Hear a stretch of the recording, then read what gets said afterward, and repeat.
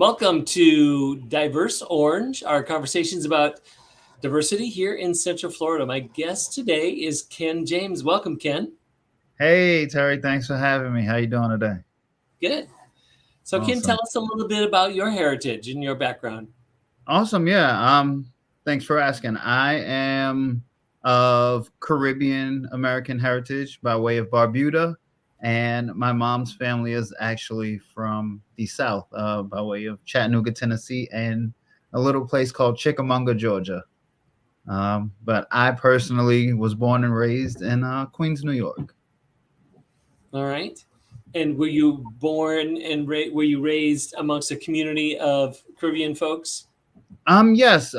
Thankfully, growing up, I was able to spend lots of time with my father's family, and really get that love and knowledge of my Caribbean heritage and the appreciation for everything that made me, as well as spending time with my mom's family and learning my roots and the heritage of soul food and just all of our traditions. And then we couple that with being in Queens and being in the world's borough, one of the most diverse places in the world.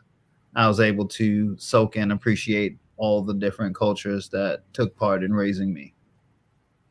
What are some of the favorite things from either one of those heritages that you bring with you today? Um, I could not have such a strong love of food and family if it wasn't for either one of my cultures.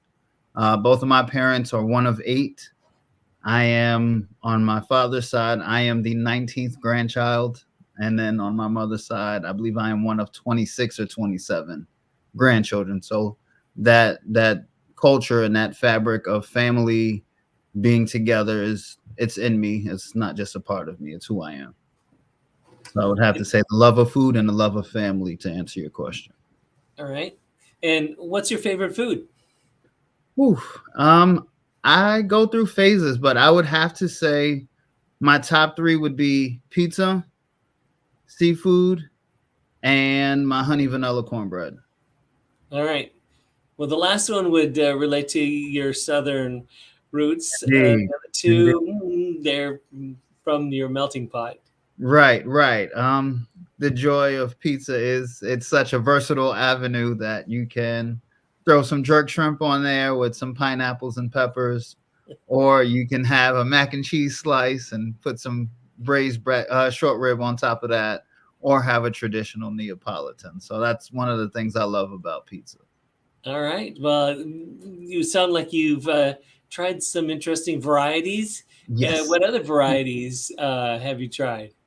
Um, my all-time favorite slice is a ziti slice. Um, I love Italian cuisine as a whole.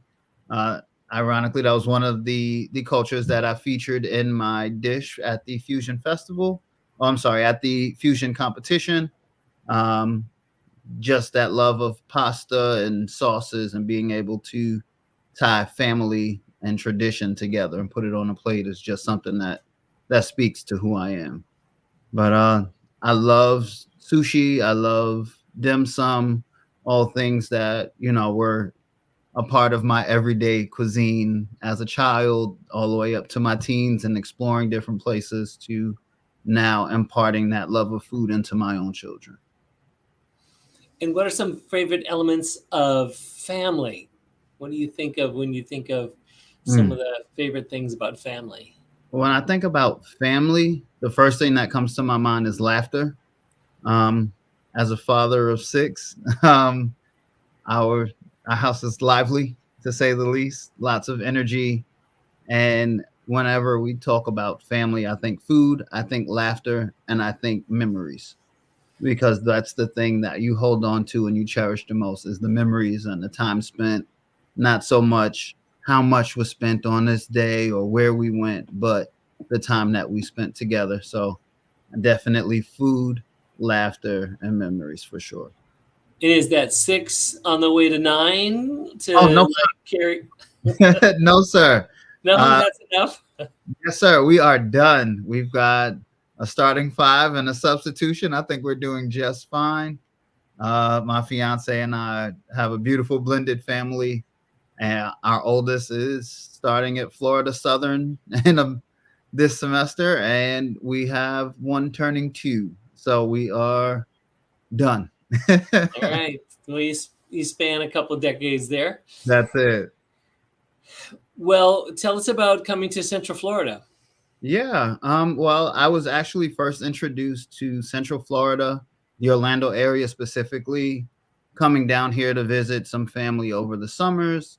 Uh, Whether that was going to the community center over in East Orange County, or even just spending time. We'd go to see like the Magic Summer League and things like that, and that was really fun and memorable to me as a kid. And then I actually moved down my senior year of high school and graduated from Colonial High School way back in 2005.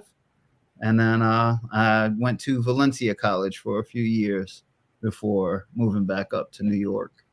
And then Right. fast forward about 10 years, COVID hit, and we decided to relocate the family back down to Central Florida to be closer to my father and some other family down here. So you've seen Orlando grow then over the Yeah. years, but still it's not New York City. No. And tell us about how that difference affected you. I found that although Orlando, and even now as we've moved a little bit farther reach to the Davenport and Lakeland areas, just watching Orlando and Central Florida grow from being a retirement, very quiet, very slow space to now it's bustling. It's a full metropolitan area, but still maintaining those great family values and being a good place to have a quality of life to raise your family. So that perspective has changed drastically for me, being a young teenager coming here for at the first time, and now as a father and looking at the different things like school systems and what are the test scores and how's my property value, things like that, versus where's the best place to eat, where can I party. For sure, Right. that's changed, but I appreciate that here in Central Florida they've maintained that close knit sense of community, which translates from New York here or wherever you are. Once you find that feeling of community, you can make it home. Well, from your perspectives of both locations, what do you think our community is missing? um that's a great question. If there is anything, I would say it is definitely diversity in the food scene. I find that just because it's soul food or it's a specific cuisine to an ethnic group doesn't mean that it can't be fine dining or an elevated dining experience. And I think that's something that those nuances are lost a little bit, and I hope to bring to Central Florida with Plates on Deck. So you are making food your livelihood. Yes, sir. How did you head into that? That's a great question. I actually started with making lunches for some coworkers when I was in the youth development field up in New York, where I was just making lunch for myself after a workout one day, and a couple of coworkers said, "What does that smell?" And then it just grew to, "Hey, can you make some lunch for the rest of us?" Then from there, it blossomed to be local catering. Oh, I'm having a party. Can you cook something? Can you bring something? Then we started with the seafood boils. And once I started with our Cajun seafood boils, things kind of took off from there. And the events got larger, the popularity grew. And yeah, I was able to transition from working 3 or 4 jobs to focusing full time on the Plates on Deck brand. Well, we're glad you're here. I'm looking forward to your providing a boil that I'm at. And Absolutely. thank you for, as you mentioned, participating in Fusion Fest Culinary Arts Contest. Thank you Yeah. for joining me here today. Thank you, Terry. I look forward to seeing you soon. Great. And thank you for those watching this edition of Diverse Orange. All right. You guys take care.